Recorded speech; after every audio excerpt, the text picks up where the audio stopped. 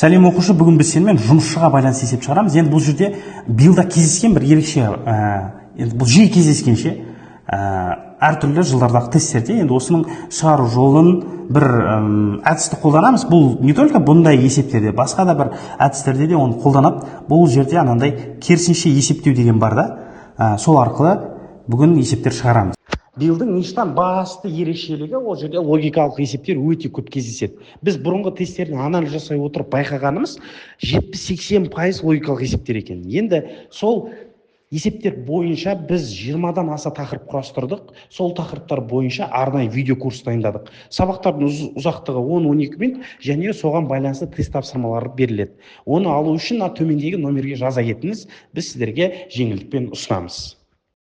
Енді Айгүл жыл бойы жұмыс істесе ноутбукпен 4 миллион 200 мың теңге алады. Бірақ 6 айдан кейін жұмыстан шығып ноутбукпен 1 миллион 800 мың теңге алды дейді. Ноутбуктың бағасы қанша? Бетейік, Айгүл енді біз ноутбуктың бағасын табу керек. Бұл жерде енді теңге құруға болады, бірақ одан да оңай әдісі бар. Бетеміз, Айгүл қанша ай жұмыс жасамады? 6 ай жасады, 6 ай жасамады, бір жылдың. Демек, ол 6 ай жұмыс жасамаған болса, ол 6 айына қанша ақша ала алмай қалды, соны табайықшы. Яғни 4 миллион 200 мың теңгемен планшет алу керек еді ғой ол.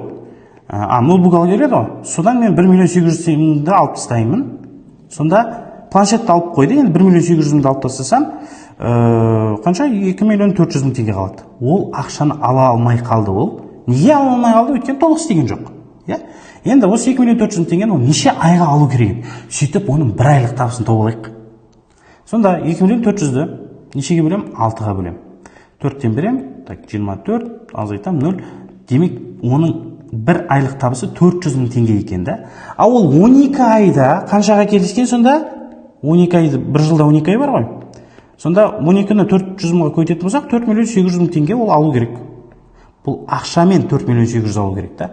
Ал оған 4 миллион 200 мың теңге және ноутбук берді. Значит, ноутбук қанша тұрады екен? 4 миллион 800 мың шығу үшін ол 600 мың тұрады екен. Түсінікті? Яғни бұл жердегі ең негізгі нәрсе ол біз жұмыс жасамаған уақыты арқылы есепті шығардық қой. Мысалы, боялған фигураны аудантап дейді ғой. Сонда кезде біз барлығынан боялмағанды алып тастаймыз да, өйткені боялмаған табу жеңіл. Тура сол сияқты бұл жерде жасалмаған жұмыс бізге табу оңай болып тұр да.